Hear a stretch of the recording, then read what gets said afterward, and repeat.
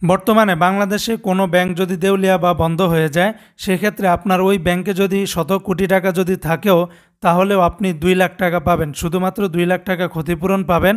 আর যাদের 1,000, 2,000, 10,000, 1 লাখ টাকা, তাদের পুরা টাকাই কিন্তু পাবেন। ইতিমধ্যে শেখ হাসিনা সরকারের আমলে 1 লাখ টাকা ক্ষতিপূরণের নির্দেশ দিয়েছিল।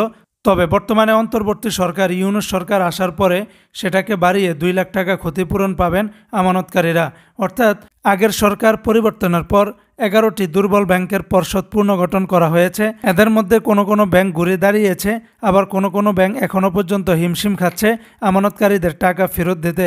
এই মুহূর্তে সর্বশেষ প্রশ্ন উঠেছে যে কোনো ব্যাংক যদি দেউলিয়া বা অবসায়ন বা বন্ধ হয়ে গেলে কত টাকা ফেরত পাবেন একজন গ্রাহক।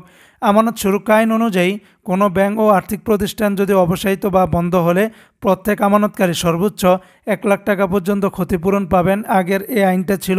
তবে বর্তমানে অন্তর্বর্তী সরকারের নিয়োগ করা governor doctor Ahsan H Mansur ঘোষণা দিয়েছেন, আমানত বিমা তহবিল থেকে ফেরতের পরিমাণ বাড়িয়ে দ্বিগুণ করা হচ্ছে।